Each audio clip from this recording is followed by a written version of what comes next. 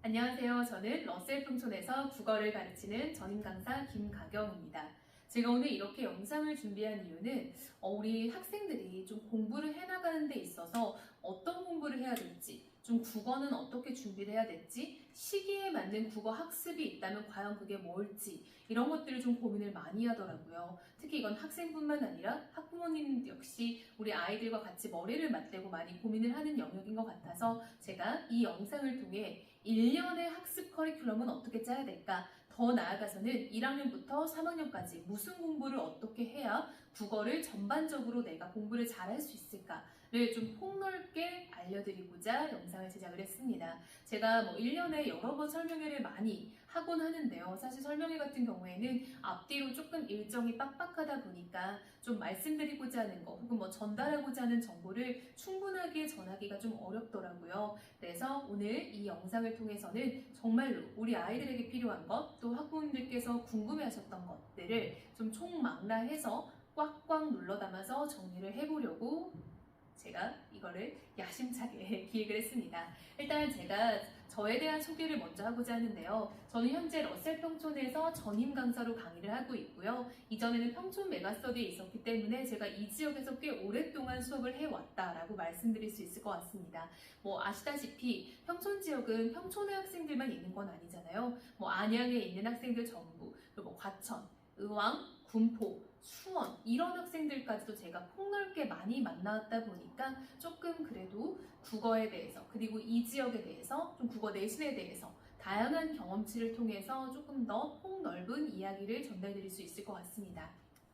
저는 2022년부터 러셀 평촌에서 강의를 런칭을 했고요. 22년부터 23년까지 러셀 평촌 피켈 전체 수강생 1위. 피켈은 저희가 재학생 파트인데 제가 24년도에도 마찬가지고요. 국어 영역뿐만 아니라 전체 영역에서 지금 현재 학생이 가장 많다. 근데 이건 제가 자랑을 하려고 한 거는 아니지만 일단 우리 아이들이 저랑 좀 수업을 오랫동안 믿고 듣는 학생들이 많다. 이 정도로 좀 봐주시면 좋을 것 같아요. 보통 제가 학생들을 겨울방학 때 많이 만나는데 겨울방학 때 만났던 아이들이 중3 겨울방학인 거죠. 예비고1 때 만나서 저랑 고3까지 가는 학생들이 굉장히 많아요. 그래서 일단 그런 점에서도 제가 수업을 어떻게 해나가고 있는지 아이들과 관계는 어떤지에 대해서 조금은 보여줄 수 있는 척도라고 생각을 합니다. 그래서 제가 이걸 이제 말씀을 드리는 거지 제가 잘났다 이런 말은 절대 아니고요. 그래서 제가 오랫동안 좀 내신 대비 경험이 있기 때문에 아이들을 좀 믿고 따르는 것들이 좀 많이 생기는 것 같고요.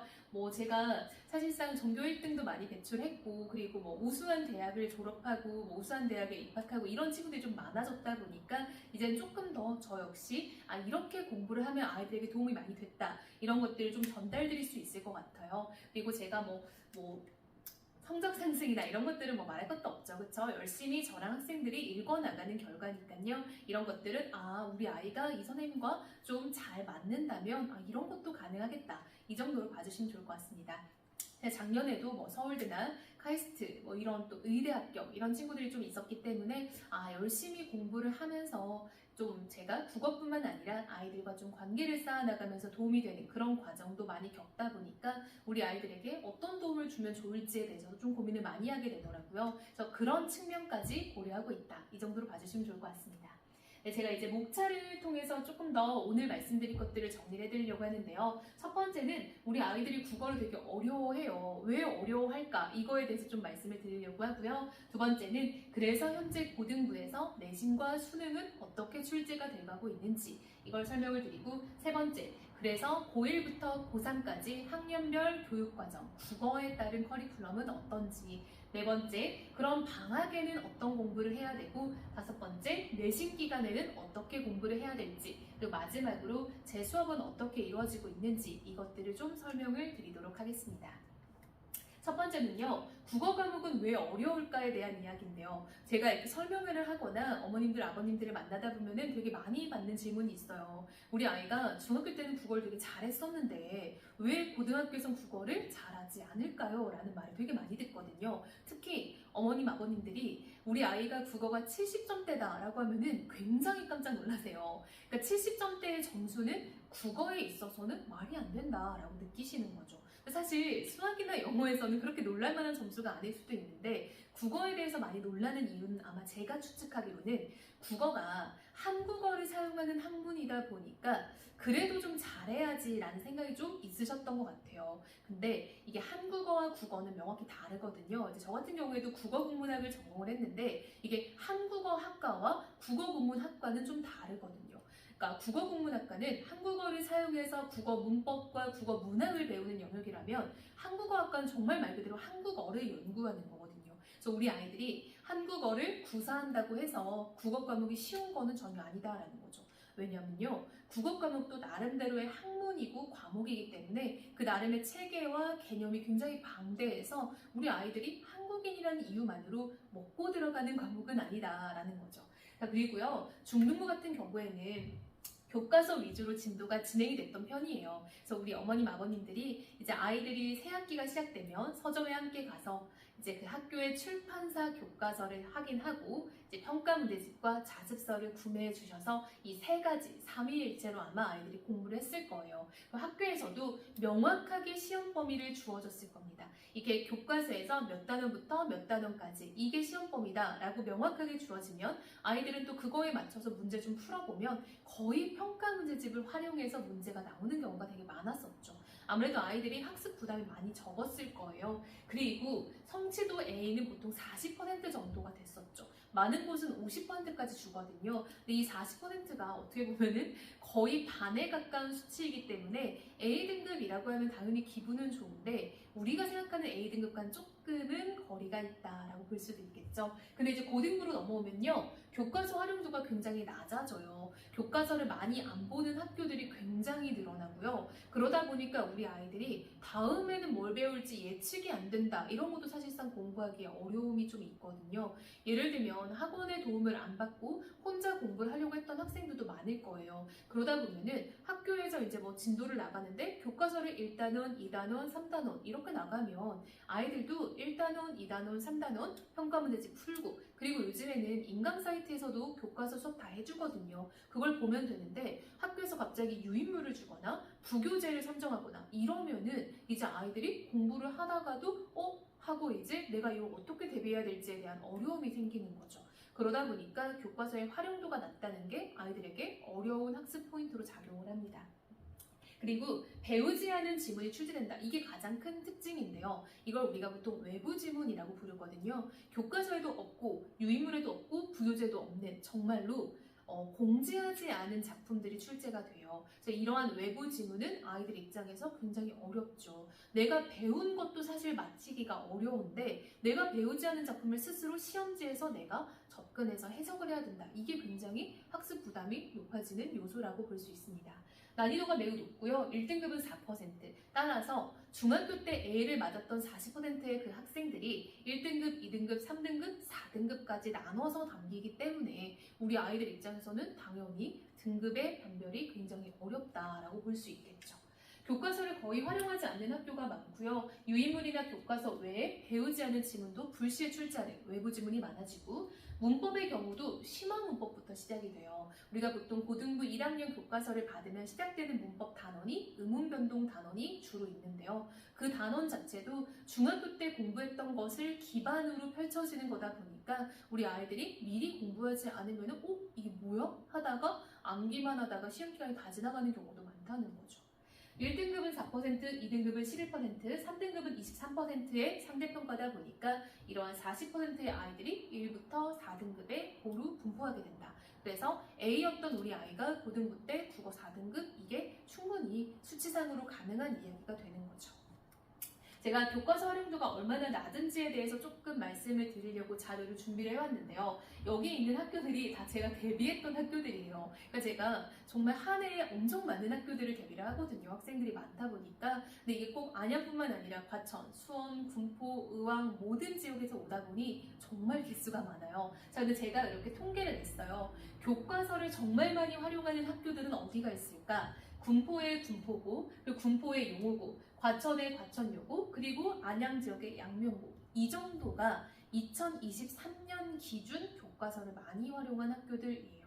4개밖에 없죠. 그럼 교과서에서 문학과 문법을 주로 활용하는, 즉 1학년은 주로 문학과 문법이 시험 범위거든요. 즉 10개 단원 중에 문학과 문법 5개 단원 정도를 골라서 본 학교들은 어디 있을까? 되게 많이 들어있죠. 군포의 군포중앙고, 군포의 수리고, 군포의 흥진고, 그쵸? 그리고 안양의 부흥고, 안양의 동안고, 안양의 관양고, 안양의 성문고, 안양의 양명여고, 그리고 의왕의 백운고, 모란고, 과천의 과천외고, 이 정도가 문학과 문법을 좀 활용한다. 즉 교과서를 보기는 본다라는 겁니다.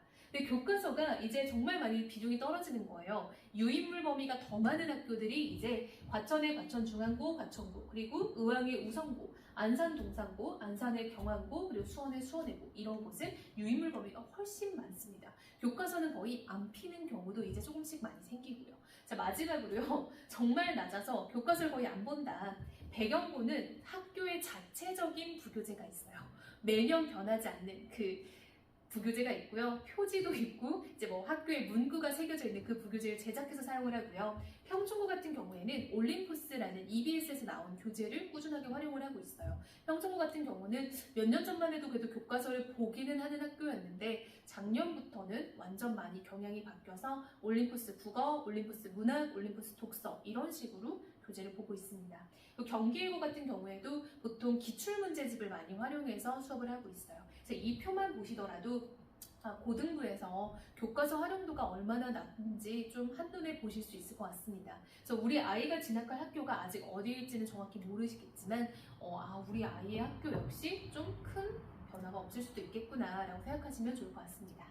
그리고 국어 과목이 왜 어려울까의 세 번째 이유는요. 아이들의 기본기가 좀 부족한 것도 있어요. 사실상 영어나 수학 같은 경우에는 꾸준하게 초등학교 때부터 공부를 한 경우가 되게 많죠. 그래서 영어와 수학은 초등학교 때부터 학원을 다니면서 꾸준하고 좀 숙제량도 많이 있었고 공부를 많이 해왔다면 국어 같은 경우에는 고등학교부터 시작하는 경우가 되게 많죠. 그러다 보니까 사실상 우리 아이들이 시험 대비 위주로만 짤막짤막하게 학원을 다닌 경우도 많아요. 그러다 보니까 체계적으로 공부를 해본 적이 거의 없다라고 볼 수 있겠죠. 그리고 여러분, 영어나 수학 같은 경우에는 애초에 시험을 보는 어떤 학문처럼 접근을 했다라는 경우가 많다면 국어는 사실 우리가 일상생활에서 말하고 듣고 쓰고 모든 걸 다 하고 있잖아요. 이 모든 걸 다 하고 있다가 이제 학문으로 대하려고 하니 나의 평소의 어떤 독해 습관, 나의 평소의 언어 습관 이런 것들이 공부에 방해가 되기도 합니다. 예를 들면 음운 변동은 발음을 측정하는 문법인데요. 우리 친구들이 보통 평상시에 발음이 잘못된 경우가 굉장히 많거든요. 예를 들면 하늘이 맑다 라고 해야 되는데 하늘이 맑다 라고 하는 경우 되게 많잖아요. 방이 넓다 라고 해야 되는데 방이 넓다 이렇게 말하는 경우가 많거든요. 근데 시험지에서 방이 넓다 이러면서 체크하면 큰일 나겠죠. 그래서 평상시에 우리의 생활이 좀 반영되다 보니까 은근히 이런 것들이 또 국어 영역에서 정확도를 높이는데 좀 장애가 되는 요소가 되기도 합니다. 그래서 중등부 과정을 제대로 학습하지 않다 보니까 기본기가 부족한 경우가 많아요. 중등부는 보통 2학년 때부터 시험을 보다 보니까 아이들이 연속성 없게 공부하는 경우가 많고 근데 고등부에서는 중등부의 기반을 그대로 가지고 고등부 공부를 들어가는 거거든요. 그러다 보니까 메워지지 않은 틈이 좀 있다라고 보시면 좋을 것 같아요. 문학 개념이나 문법 등 방대한 양의 개념이 되게 있는데 그런 것들을 사실 국어에서는 간과하는 측면이 좀 있다라고 보시면 좋을 것 같고요. 시험 대비로 짧게 공부를 하다 보니까 뭔가 연속성이 없었고 마지막으로 이거는 영어는 사실상 우리 친구들이 학원을 가면 문법을 먼저 배우고 독해를 배우고 마지막에 나중에 난 영어 공부 좀 더 하고 싶어 그러면 회화를 배우잖아요. 근데 한국어는 완전 순서가 반대죠. 회화를 먼저 하고 그 다음에 읽고 마지막으로 우리가 시험을 보기 위해 문법을 공부해요. 그러다 보니까 영어와는 조금 접근 방법이 너무 다르고 우리 평상시에 어떤 잘못된 것들도 많이 반영이 된다라고 보시면 좋을 것 같습니다. 자, 그렇다면 이제 고등부에서 내신과 수능은 어떻게 출제가 되고 있는지를 말씀드리려고 하는데요. 내신 같은 경우에는 연 4회의 지필고사가 있죠. 중간 기말 이렇게 4번의 시험이 있고요. 보통 지필고사가 60%예요. 즉 중간고사 30, 기말고사 30, 그리고 수행평가가 40%입니다.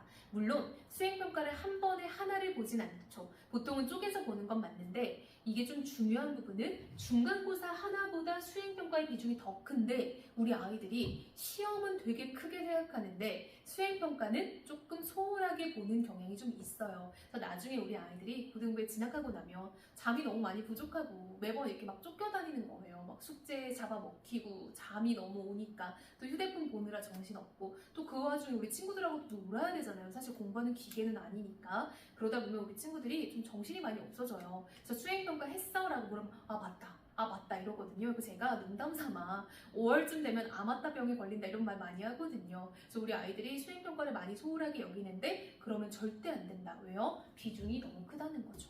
수시로 사실 대학을 가는 게 좋다고 모두가 말을 해요. 그런데 수시로 대학을 가려면 보통 1, 2학년 때 내신을 챙겨줘야 수시로 좀 가능성이 좀 높아지는 거죠. 그래서 우리 아이들이 1, 2학년 때 내신을 잘 챙길 수 있도록 좀 고민을 많이 하고 좀 준비를 하면 좋을 것 같습니다. 일단은 보통 내신 대비 같은 경우에는 뭐 5주씩만 잡아도 거의 뭐 1년에 반 이상은 내신 대비를 하고 있다라고 해도 과언이 아니에요. 그래서 우리 친구들이 1년에 반 이상 진행되는 이 내신 대비 틈 사이에서 내가 어떻게 하면 수능 공부를 꾸준히 할 수 있을까? 이것도 사실 고민해야 될 요소입니다. 그리고 9등급제 상대평가니까 절대적인 점수보다는 나의 어떤 상대적인 점수, 나의 등급 이런 것들 좀 주목해야 되고요. 총 5학기가 반영되죠. 1학년 1학기부터 3학년 1학기까지 총 5개 학기가 들어가기 때문에 우리 아이들이 좀 장기적인 마라톤을 해야 된다라고 보시면 좋을 것 같아요. 보통 내신 같은 경우는 제가 앞서 말씀드린 부분도 있는데 교과서는 좀 활용도가 많이 낮고요. 두 번째로 유인물이 점차 증가하고 있고요. 문학과 문법 위주로 흘러가는 경향이 좀 있어요. 국어에서는. 그리고 외부 지문이 많이 출제가 되니까 우리 아이들이 단순 암기로는 더 이상 고득점이 불가능하다. 이걸 좀 알아놓으면 좋을 것 같아요. 중학교 때는 그냥 뭐 한 2주 잡고 국어 공부하면 점수 잘 나왔겠지만 국어가 이제 고등부에서는 그러기가 쉽지 않다. 라는 거를 좀 기억하고요. 따라서 꾸준하게 학습하면서 국어의 어느 정도의 감을 완성해 나가는 게 필요하겠다라고 보시면 좋을 것 같습니다. 자, 두 번째로 이제 수능 출제 경향을 볼 건데요. 자, 수능 같은 경우에는 45문제를 80분 동안 푸는 시험입니다. 수능은 내신과 조금 방향이 다르죠. 수능은 좀 추론력을 많이 요구를 하고 있기 때문에 우리 아이들이 내신을 공부하는 것과는 조금 또 더 다른 조금 더 발전된 그런 능력이 필요할 수 있어요. 근데 기존의 수능 체제에서는 45문제가 딱 3등분이 되어 있었어요. 화법과 작문과 문법, 이 중에 문법은 조금 쉬운 영역은 아니지만 보통 화법과 작문이 솔직히 말하면 공부할 필요가 없는 눈만 뜨고 읽으면 되는 그런 파트였거든요. 근데 그 파트에서 선택 과목으로 분화가 되면서 화법과 작문 혹은 문법이 포함된 언어와 매체로 나눠졌어요. 그러다 보니까 열학문항으로 비교적 낮은 난이도였던 이 영역에서 문항이 감소했다. 이 부분은 좀 주목해야겠죠. 왜냐? 여기서 4문제가 감소했는데 그 4문제가 사라지진 않았거든요. 4문제 감소했다고 수능 41문제 이거는 아니거든요. 그래서 2문제가 문학과 독서에서 늘어났다는 거. 근데 이 문학과 독서는 아이들이 조금 더 난이도가 높다라고 여겼던 그런 파트인데 그 부분에서 문항이 증가했다는 거는 전체적인 난이도가 높아졌다라고 보면 좋을 것 같아요. 그래서 수능 같은 경우는 선택 과목 체제가 생기면서 아이들이 조금 더 어렵게 여기는 경향이 있다라고 봐주시면 좋을 것 같습니다. 자, 그리고 이제 학년별 교육과정 커리큘럼을 말씀을 드리려고 하는데요. 앞서 말씀드린 것들이 조금씩 겹쳐서 들어갈 거예요. 다시 한번 정리하면서 말씀드린다라고 생각을 해보겠습니다. 1학년 국어과정은요, 일단 교과서를 1년 동안 사용을 합니다. 이러한 국어 교과서는 국어에서 배우는 모든 영역이 다 들어있어요. 그래서 문학과 문법, 화법, 작문, 독서, 매체 모두 다 들어있지만 제가 앞서 말씀드린 것처럼 주된 시험 범위는 문학과 문법으로 들어가 있습니다. 문학 같은 경우에도요, 1학년이지만 현대문학부터 고전문학까지 다 들어있고요. 그리고 시, 소설, 수필, 글 이렇게 문학은 4가지 영역이 있거든요. 이 4가지 영역 다 들어있습니다. 그리고 문법 같은 경우에는 중등부 과정의 문법 기본기는 그냥 정말 기본기고요. 그런 건 교과서에서 소개가 되지 않아요. 그래서 그 기본기를 바탕으로 시작하는 심화 문법. 그래서 1학년 교과서에는 음운 변동, 그리고 문장 표현이라고 하는 높임, 시간, 피동, 사동 파트, 그리고 한글 맞춤법 파트, 그리고 우리 아이들 아이들이 가장 어려워하는 중세 국어, 중세 문법, 이것을 4가지를 배우게 됩니다. 그래서 출판사는 15가지로 다양하지만 배우고자 하는 문법은 정해져 있어요. 그래서 어떤 출판사의 교과서를 배우든 문법은 똑같은 영역을 배운다라고 보시면 좋을 것 같습니다. 이제 2학년은요, 학기별로 교과서가 달라집니다. 그래서 보통은 문학, 언어와 매체, 화법과 작문, 독서 4가지의 교과서가 2학년 1학기, 2학기, 3학년 1학기, 2학기 이렇게 4학기에 걸쳐서 선택되는 건데요. 보통은 1학기에는 문학 교과서를 사용을 합니다. 그리고 2학기에는 독서 교과서를 사용하거나 혹은 언어와 매체라고 불리는 문법이 포함되어 있는 교과서를 사용을 하게 됩니다.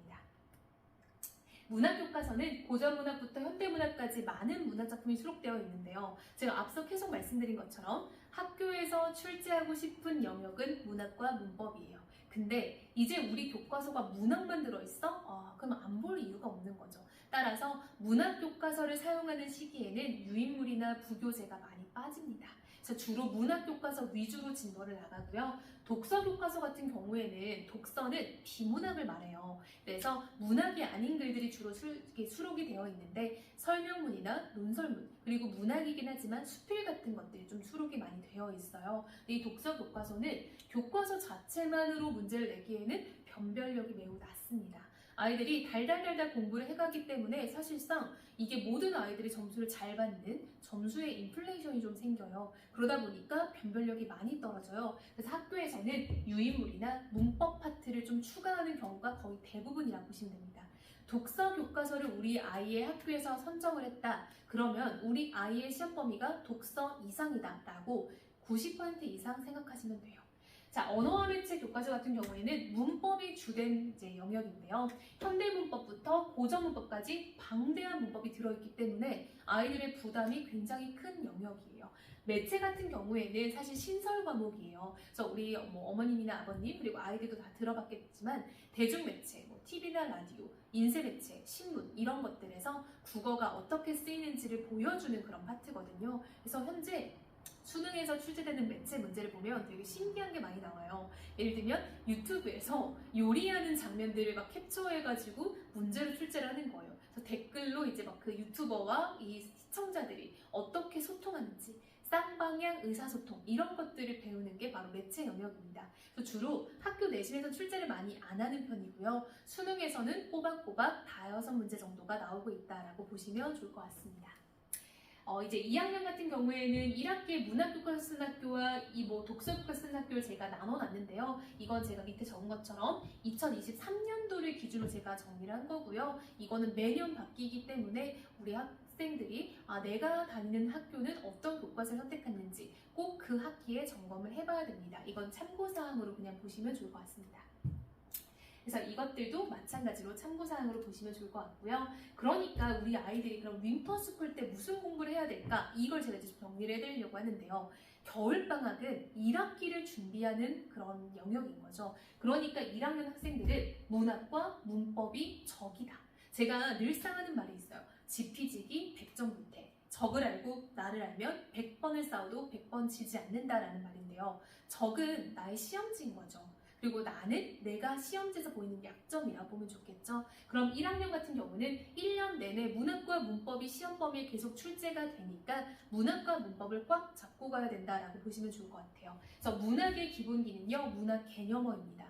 우리 친구들이 많이 오해하는 게 문학은 감성이다. 문학은 마음으로 이해하는 거다. 나는 이과라서 문학이 안 맞는다. 나는 MBTI T여서 문학이 안 맞는다. 다 옳지 않은 말이고요. 문학도 생각보다 정형화된 틀이 있고요. 개념이 굉장히 방대해요. 쌤이 이제 겨울방학 때 3.5시간씩 8시간을 수업해도 사실 개념이 빠듯하게 끝나거든요. 그래서 우리 아이들이 문학 개념이 있다라는 거를 염두에 두고 공부를 꼭 해야 되고요. 두 번째로는 문법입니다. 더 중요한 건 저는 문법이라 생각을 해요. 문법 같은 경우에는 중학교 때 한바탕 쭉 배웠지만 연속성 있게 배운 적이 없기 때문에 제대로 정리해서 기본기 정립하고 그리고 이제 1학년 들어가서 심화 문법들을 꿰어나간다라고 보시면 좋을 것 같아요. 그래서 이 기본기는 구술을 준비하는 과정이고요. 이제 고등부에 올라가서 실을 가지고 이걸로 꿰서 팔찌를 만들든 목걸이를 만들든 해야 되는 거죠. 그래서 1학년은요 꼭 문학과 문법 물론 뭐 독해 공부를 한다거나 고전 문화를 공부한다거나 개별적인 차이는 있을 수 있다 생각을 해요. 하지만 국어를 처음 공부하는데 내가 뭐 해야 된다라고 고민이 된다면 문학 개념어, 문법 이렇게 두 가지 추천을 합니다.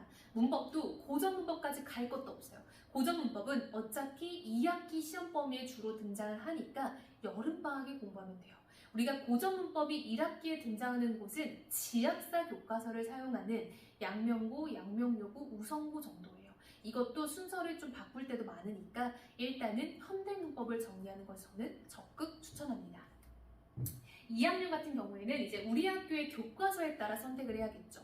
우리 학교가 1학기에 문학을 한다. 그럼 문학 개념으로 공부를 해야겠죠. 근데 우리 학교가 독서를 선택하는 학교다. 그럼 우리 학교 같은 경우에는 사실상 내신에서 독서는 예습이라는 게 많이 없어요. 그냥 그 쉬운 난이도의 글을 달달달달달달 외우고 그리고 문제를 많이 풀어서 유형을 정리하는 거거든요. 따라서 겨울방학을 통틀어서 독서 공부를 한다? 그거는 좋은 방법은 아니라고 생각하는데 이왕 내신 독서를 공부하려면 수능 독해의 관점에서 한번 접근을 해볼까? 라고 해서 독서 교과서를 쓰는 학교들은 수능 독해를 겨울방학 때 공부하는 것을 추천을 합니다. 혹은 내가 평상시에 가지고 있던 약점이 있다면 그 약점을 해결하는 용도로 쓰면 좋을 것 같아요. 그래서 일단 독서 교과서를 사용하는 학교들은 나의 약점 파악 혹은 내가 수능 독해 수업을 이때 한번 들으면서 독해 틀을 잡아야겠다 라고 보면 좋을 것 같고요. 문학 교과서를 사용하는 학교는 무조건 문학 개념어. 일단 내가 문학에 대해서 잘 모른다. 문학 개념어고요. 나는 1학년 때 문학 개념어 공부를 많이 했다. 그럼 이제 심화된 영역인 고전 문학을 공부하면 좋을 것 같습니다.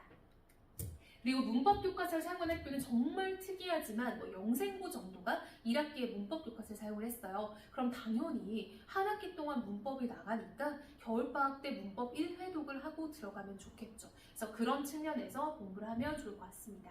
그래서 제가 2학년은 주의사항이 1학년에 비해서 시험 범위가 매우 많아져요. 따라서 암기하는 방식은 더 이상 절대 통하지 않으니까 겨울방학 때 제대로 기본기를 잡아서 내가 시험 기간에는 시험 범위만 소화할 수 있도록 하는 게 최우선의 학습 전략이 돼야 될 것 같습니다.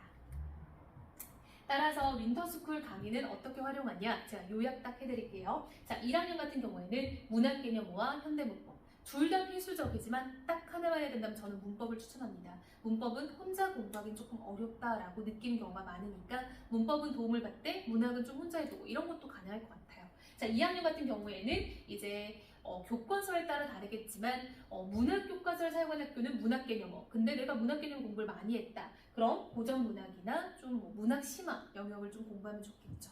자, 그래서 2학년 같은 경우에는 교과서에 따라서 고민을 많이 해봐야 될 것 같아요. 자, 그리고 이제 썸머스쿨, 여름방학입니다. 여름방학은 2학기를 준비하는 예습 단계인 거죠. 1학년은 바로 이때 고전 영역이 등장을 합니다. 2학기부터는 고전 영역이 주된 시험 범위가 되니까 여름방학 때 공부를 해야 돼요. 그래서 고전 문학이나 고전 문법을 공부해야 됩니다.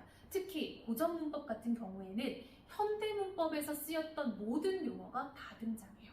예를 들면 이런 거예요. 현대 문법에서 주체 높임법은 이렇게 실현하는데 중세국어에서는 주체 높임법이 이렇게 실현되더라 라고 둘을 비교, 대조하는 문제들이 나오니까 현대 문법은 늘 기본기로 깔아두고 플러스로 내가 고전 문법이라는 심화 영역을 공부한다 라고 생각하면 좋을 것 같습니다. 2학년 같은 경우는 마찬가지예요. 교과서에 따라 선택을 해야 되기 때문에 앞말과 동어니까 제가 이 부분은 좀 빠르게 넘어가도록 하겠습니다. 우리 학교에 어떤 교과서를 쓰는지를 파악을 하고 그 교과서에 맞게 내가 공부를 할 수 있도록 좀 계획을 짜면 좋을 것 같습니다. 혹은 제가 아까 말씀드린 것처럼 내가 평상시에 약했던 약점을 잡는 용도로도 여름방학을 사용할 수 있겠다라고 보시면 좋을 것 같아요. 그래서 제가 웬만하면은 독서 교과서를 사용하는 학교들은 예습할 게 따로 없으니 문법 공부를 하라고 권장을 해요. 2학년 여름방학에 문법을 공부해야 3학년 1학기 언어와 매체 그리고 3학년 수능 선택 과목인 언어와 매체를 공부할 수 있거든요. 보통 3학년에 올라가는 겨울방학은 수능 공부를 하기에 너무 바쁜 시기이기 때문에 문법 개념을 한가하게 하고 있을 시간이 많이 없거든요. 그래서 우리 학교가 만약 2학기가 독서다 그럼 여름방학 때 맘 놓고 문법 공부해도 좋을 것 같습니다. 자, 썸머스쿨 강의 같은 경우에는 어떻게 요약할까요? 자, 1학년 같은 경우는 고전 영역을 공부해야 되고요. 2학년은 교과서에 따라 선택하면 좋겠다. 특히 엄매 교과서를 사용한 학교들은 무조건 현대문법을 1회독을 하고 들어가면 좋겠다라고 생각합니다. 또한 여름방학부터는 2학년 친구들은 내가 수시로 대학을 갈 수 있을까? 혹은 내가 지금부터 정시 비중을 늘려가야 될까? 이걸 조금 고민해야 되는 시기예요. 그래서 2학기부터는 그 균형을 좀 잡아서 공부하는 게 필요하죠. 보통 아이들이 내신 공부를 하다 보면은 너무 내신에 치우쳐서 공부할 때가 있어요. 근데 내신 기간 틈틈이 모의고사를 꾸준히 풀어주는 것, 그게 바로 수능 공부거든요. 이걸 뭐 명확히 구분해서 난 내신 땐 내신하고 수능 땐 수능해 이런 게 아니라 내신 기간 2주 정도를 제외한 나머지 기간에는 늘상 숨 쉬듯 모의고사를 푸는 게 저는 좋다고 추천을 하고요. 아이들도 저와 함께 공부하는 아이들은 그렇게 할 수 있도록 학습 커리큘럼을 권장하는 편입니다. 내신 기간에 공부를 어떻게 해야 될까요? 자, 내신 기간은 보통 학원에서 5주 정도를 잡고 들어갑니다. 사실상 5주 내에 아이들이 완벽한 학습을 하기가 되게 어려워요. 저 같은 경우에는 2달 정도를 충분하게 잡아서 한 7, 8주 정도 기본기를 다지면서 모의고사를 풀면서 내신을 조금씩 들어가고요. 그리고 이제 시험이 다가와지는 그 5주 동안에는 내신에만 집중할 수 있도록 모의고사 숙제를 줄여주는 편입니다. 그리고 사실상 진짜 본격적인 시험 기간은 2주예요. 시험 전 2주부터 우리 아이들이 인스타그램을 지우고 카톡을 탈퇴하고 이러거든요. 그래서 보통 그 2주 정도는 정말 내신에 몰입해서 준비하는 게 중요하다라고 봅니다. 그리고 1학년의 경우에 시험 범위가 적지만 2학년부터는 배로 늘어나니까 우리 아이들이 절대 밀리지 않도록 꾸준하게 학습할 수 있도록 본인도 계획을 해야 되고요. 쌤도 학습을 할 때는 그런 점을 굉장히 신경을 많이 씁니다. 그래서 진도를 급하지 않게 나가고 늘 꾸준한 양을 매주 소화할 수 있도록 하는 거, 그게 쌤이 내신 과정을 이뤄나갈 때 가장 중요하게 여기는 부분입니다. 국어 내신 같은 경우에는 사실 문제도 많이 풀어봐야 돼요. 뭐 이걸 작품을 그냥 내가 반복적으로 익힌다라고 해서 문제에 대한 대응력이 높아지는 건 아니거든요. 그래서 최대한 많은 유형을 풀어봐서 이게 속된 말로 양치기라고 하죠. 그런 것도 필요하다라고 봅니다. 특히 요즘 우리 아이들이 너무 영상 매체를 많이 접하고 휴대폰을 많이 한 세대다 보니까 사고력이나 추론력이나 적용력이 조금은 많이 좀 내려가고 있어요. 그래서 우리 아이들이 이 문제와 이 문제가 사실은 같은 문제인데 말이 조금만 달라져도 다른 문제를 보는 거죠. 그러니까 좀 많은 문제를 접하면서 조금 더 경험을 쌓는 게 필요하다라고 봅니다. 그래서 내신 기간은 꾸준하게 학습할 수 있도록 좀 아이들도 계획을 하고 저도 계획을 하고요. 그리고 시험 범위가 많아지니까 그런 것들을 차근차근 소화할 수 있도록 좀 노력해야 되고요. 세 번째로는 다양한 문제를 체험해 보는 게 중요하다라고 말씀드리겠습니다. 저 같은 경우에는 이제 정규 과정이 어떻게 진행되냐, 내신 기간에 내신 공부하면서 아까 말씀드린 것처럼 2달의 기간을 천천히 나가되 모의고사를 끝없이 풀게 합니다. 그래서 제가 보통 1학기에는 내 학년에 맞는 모의고사를 풀어요. 예를 들면 고1 1학기에는 1학년 수준의 모의고사를 푸는데요. 이렇게 꾸준하게 내신 기간 틈틈이 공부를 하다 보면은 한 학기면은 내가 풀어야 될 모든 기출이 소진이 돼요. 제가 보통 한 17, 18년부터 23년까지 다 풀게 하거든요. 그럼 여름방학부터는 풀 게 없어요. 그럼 이제 여름방학부터는 다음 학년 걸로 넘어가는 거예요. 그래서 1학년 2학기에는 2학년 수준의 모의고사 기출을 풉니다. 이러한 방식으로 넘어가다 보면은 우리 아이들이 조금 더 내 수준보다 조금 높은 모의고사를 따라가게 되고요. 그리고 그게 뭐 급하게 월반을 한 게 아니라 우리 아이들이 해야 될 걸 다 하고 넘어가는 거니까 조금 탄탄하게 학습이 된다라는 것도 있습니다. 그래서 제가 이제 그렇게 내신 기간에 틈틈이 모의고사를 풀게 하고 또 이제 겨울방학이나 여름방학 같은 경우에는 다음 학기를 예습할 수 있고 그리고 수능을 대비할 수 있는 커리큘럼을 준비해 줌으로써 저랑 수업을 하는 아이들은 고1부터 고3까지 그리고 내신부터 수능까지 좀 탄탄하게 학습을 할 수 있다라고 느끼니까 중3 겨울방학 때 저를 만나서 고3까지 가고 또 좋은 대학들을 많이 합격을 한다라고 저는 생각을 합니다. 일단 제가 정규 과정을 진행할 때는 가장 중요한 게 그냥 강의 듣고 가는 거 절대 안 됩니다. 그렇게 해서는 점수가 안 나오고요. 최대한 쌤하고 좀 많은 시간을 보낼 수 있게, 또 질의응답을 할 수 있게, 그리고 이 학원에 정붙이고 오래 있을 수 있게. 그래서 제가 솔직히 뭐 우리 아이들이 100점 맞았어요, 이것도 자랑인데요. 제가 더 자랑하고 싶은 거는 저희 아이들이 쉬는 날에 저한테 카톡을 되게 많이 해요. 인스타그램 DM으로도 장난을 많이 하고요. 제가 이렇게 강의를 하고 있으면은 제 이름표가 붙어 있으면은 애들이 밖에서 기웃거려요. 저 한번 만나서 얘기하고 좀 장난치고 가고 싶어서. 저는 사실상 100점 맞았어요 보다 더 자랑하고 싶은 게 이런 거예요. 저희 아이들이 저를 자발적으로 찾아오고 저한테 놀러오고 장난치러 온다. 저는 그것부터가 내가 아이들에게 뭔가 좀 마음을 쏟은 게 아이들에게도 전달이 됐구나. 아이들도 나한테 마음을 열고 있구나 라고 생각을 많이 하거든요. 그래서 저는 그런 것들을 보면서 10년을 강의하면서 버텼던 것 같아요. 사실 제가 뭐 일정도 되게 많이 극악스럽고 힘들고 이런 것도 많은데 우리 아이들이 그렇게 저를 찾아주는 걸 보면은 저도 되게 많이 기쁘더라고요. 그래서 그런 점들을 제가 좀 많이 신경을 쓰는 편이에요. 우리 아이가 이 학원을 그래도 가기 싫어하지 않도록 하는 거, 그리고 어떻게든 이곳에서 시간을 보내면서 좀 더 많은 공부를 할 수 있는 것, 그게 제가 지향하는 강의입니다. 첫 번째로 저는 일단 판서가 되게 예쁩니다.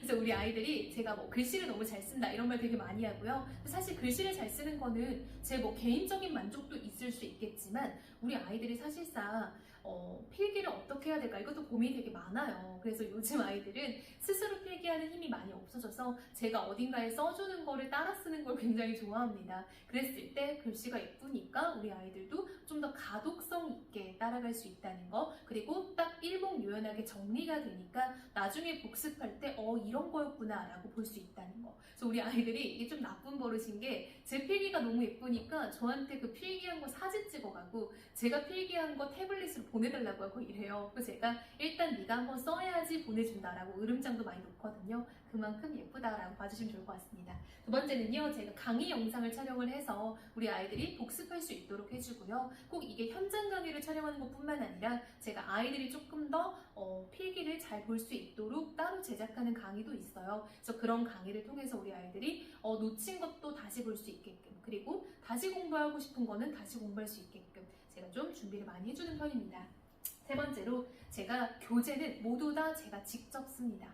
뭐 윈터나 썸머나 뭐 내신 기간이나 어떠한 교재든 기출은 당연히 제가 가져와서 쓰는 거죠. 근데 그 기출을 제한 모든 교재는 제가 한 글자 한 글자 다 썼고요. 특히 문학 개념어, 문법 교재, 독해 기초 교재 이런 것들은 제가 자랑스럽게 내놓을 수 있어요. 10년의 강의를 하면서 우리 아이들에게 이렇게 전달했을 때 잘 통하더라. 이런 것들을 제가 매년 강의를 하면서 반영을 해서 매년 달라지는 교재고요. 제가 윈터 때 찍었던 교재를 썸머 때 못 써요. 똑같은 개념 교재인데 윈터 한 바퀴 돌려보니까 이 부분을 이렇게 수정해야겠다. 저 부분을 저렇게 수정해야겠다. 이런 것들이 보이면 즉각적으로 반영을 하거든요. 그래서 한 시즌이 지나면 아예 못 쓰는 교재. 그래서 제가 새롭게 계속 찍어내거든요. 그래서 이렇게 교재는 제가 직접 아이들과 강의하면서 느꼈던 것들, 좀 좋았던 방식들, 그런 것들을 다 반영해서 직접 쓰고 있다는 거. 제가 또 국어 국문학을 전공했다 보니까 국어나 뭐 문법이나 문학에 대해서도 조금 더 전문적인 지식을 가지고 우리 아이들 설명을 해주는 편이에요. 그래서 아이들이 문법 같은 걸 배우다 보면 이게 생각보다 학부모님들께서는 의아하실 수도 있는데 문법도 굉장히 이견이 많아요. 법이라고 하니까 뭔가 딱 정형화되어 있을 것 같지만 이게 학교 문법론이라고 해서 우리가 고등학교, 중학교에서 배워야 될 문법을 정해놓은 그런 범위가 있고요. 국어 문법론이라고 해서 그 이상의 더 많은 문법을 다루고 있는 국어 문법이 있어요. 제 같은 경우에는 애들이 학교에서 이런 걸 배웠는데 교재랑 이게 달라요. EBS 수능특강하고 이게 달라요 라고 하면은 그건 제가 다 명확히 설명해 줍니다. 전공자로서 그 부분은 학교 문법론에서는 이렇게 가르치는데 지금 학교 선생님께서 말씀하시는 거는 국어 문법론의 일부야. 이런 식으로 아이들이 명확한 지식을 가져갈 수 있도록 저 역시 전공자로서 공부를 많이 했고 또 이걸 교재를 쓰는 과정, 가르치는 과정에서 계속 점검한다. 이런 건 제가 자랑스럽게 말씀드릴 수 있을 것 같아요.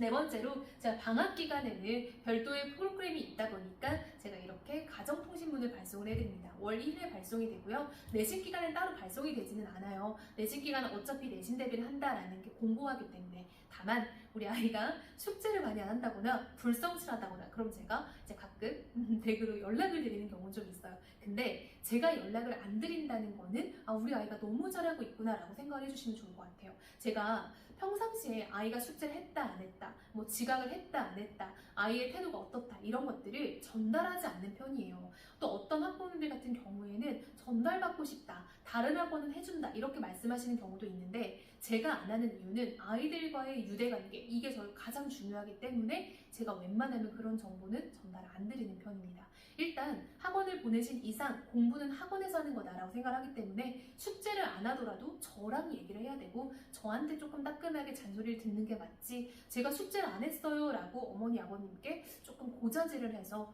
아이와 부모님이 가정에서 얼굴 붉히고 저는 이런 것들이 조금 우려스럽더라고요. 그래서 최대한 학습에 관한 거는 저와 끝맺음할 수 있도록 그리고 제가 아이가 너무 잘한 거는 잘했다라고 그런 부분들 귀뜸해드리고요. 너무 이건 이제 내 손에서도 해결이 안 돼서 너무 걱정스럽다. 그러면 연락 드리거든요. 근데 연락이 없다는 거는 우리 아이가 잘하고 있다는 거니까 믿고 지켜봐 주셔도 좋을 것 같습니다. 그리고 이제 제가 집중클리닉, 집중관리반을 운영하고 있는데요. 아이들이 무제한 질답할 수 있도록 집중관리반을 만들었어요. 그래서 금, 토, 일 이렇게 운영이 되고 있는데 여기에 등원하는 아이들은 금요일에 등원해도 토요일, 일요일 더 와도 되고 정말 무한 질의응답이 가능하도록 나는 이제껏 대형 강의가 잘 안 맞았다. 나는 남들과 같이 강의를 듣고 있는데 나만 조금 이해가 달랐던 적이 있다. 이런 경우에는 제가 집중관리반으로 명확하게 관리를 하고요. 이거는 1대1로 개별 맞춤으로 진행이 되기 때문에 이 아이가 조금 더 필요한 게 뭘까 이런 것들을 서로 의견을 나누면서 진행하는 수업이라고 보시면 좋을 것 같습니다. 마지막으로 제가 이제 상담을 통해서도 이 아이는 이 공부가 더 필요하다. 그럼 제가 그 자료를 더 주고요. 영상 같은 경우는 제가 제 정규 과정을 들으면 제가 이거 하나는 정말 분명하게 약속드릴 수 있는 게 제 정규 과정이 주 1회 3시간 수업이거든요. 이거 하나 들으면 모든 국어학습 다 끝낼 수 있게끔 제가 아이들 다 서포트해줍니다. 예를 들면 이 친구가 문학 강의를 듣고 있는데 뭔가 좀 문법이 조금 부족해. 그럼 저 문법도 다 지원을 해주고요. 그래서 우리 아이들이 수강료 부담 없이 그리고 시간 부담 없이 최대한 저한테서 많은 것을 얻어갈 수 있도록 제가 정말 간 쓸개 빼고 다 떼주고 있다라고 생각을 하거든요. 그래서 우리 아이들이 저와 공부하는 순간 동안 정말 쌤한테 부족함 없이 지원받았다라고 느낄 수 있도록 제가 아이들 부족한 거 그리고 조금 더 채워야 될 것들 파악해서 정말 모든 것 다 지원해주고 있다라고 보시면 좋을 것 같습니다. 일단 제가 오늘 준비한 영상은 여기까지인데요. 우리 아이들이 1년 동안 학습을 어떻게 해야 될지 그리고 3년 동안의 학습을 어떻게 해야 될지에 대해서 제가 조금 설명을 드리려고 했어요. 그래서 이렇게 좀 제가 시계를 보면서 진행을 하다 보니까 시간이 꽤 많이 흘렀더라고요. 그래서 이 영상을 집중해서 끝까지 봐주시는 분들도 대단할 것 같다라고 저는 생각을 합니다. 일단 말하는 저도 말하는 저지만 듣는 것도 사실 쉽지 않잖아요. 그래서 일단 이렇게 긴 시간을 내서 이 영상을 들으신 만큼 좋은 정보가 됐으면 좋겠고요. 혹시라도 이 정보 이상으로 뭔가 좀 더 궁금한 것이 있다거나 조금 더 도움이 필요한 경우에는 학원을 통해서 저한테 상담을 요청하면 제가 다 상담해드리거든요. 이것도 제가 학생 이미 많은데 학생 더 받겠다고 욕심 안 내거든요. 수강 안 해도 제가 궁금한 것들 혹은 필요한 정보들 조금 더 전달 드리려고 노력 많이 하고 있으니까 뭔가 궁금하신 거 있으시면은 학원 데스크 통해서 저한테 조금 상담 요청하셔도 좋을 것 같습니다. 일단 우리 아이들이 공부하는 데 있어서 조금이라도 더 행복하게 공부했으면 좋겠어요. 그러니까 덜 어렵고 덜 힘들게 공부했으면 좋겠다. 저 이거 하나 바라거든요. 사실 제가 아이들하고 만나면 그런 얘기도 되게 많이 해요. 요즘에는 대학으로 인생이 결정되는 거 아니다. 대학의 수준에 따라서 그 사람의 성실도가 보일 수는 있지만 인생의 전부는 아니다. 이런 얘기 정말 많이 해주거든요. 근데 제가 이 메가스터디에서 왜 이런 강의를 하고 있냐? 그래도 우리 아이들에게 국어에 도움이 필요하다면 내가 도와주려고 하는 거거든요, 사실상. 그래서 우리 아이들이 공부 때문에 너무 힘들지 않고 너무 슬프지 않고 조금 좀 덜 힘들고 조금 더 즐겁게 공부했으면 좋겠어요. 그래서 저도 아이들하고 상담하다 보면은 저한테 와서 펑펑 우는 친구도 되게 많거든요. 그래서 저도 이제 나이가 들어서 그런지 아이들이 많이 안쓰러워요. 그래서 제가 정말로 이게 왕도다라고 말하기는 어렵겠지만 최대한 우리 아이들이 조금 더 행복하게 공부할 수 있도록 저도 많은 도움 주려고 노력하고 있으니 그런 부분들도 눈여겨봐 주시면 좋을 것 같습니다. 네, 저는 지금까지 국어를 가르치는 전임 강사 김가경이었고요. 더 많은 정보는 사이트에도 있으니까 사이트 보시면 좋을 것 같고 또 네이버에 검색하시면 제가 블로그도 요즘 열심히 써보려고 노력을 하고 있어요. 너무 바빠서 힘든데 그래도 또 좀 더 정보를 나누고 싶어서 제가 블로그도 쓰고 있으니까 이런 것 저런 거 검색해서 좀 더 보셔도 좋을 것 같습니다. 감사합니다.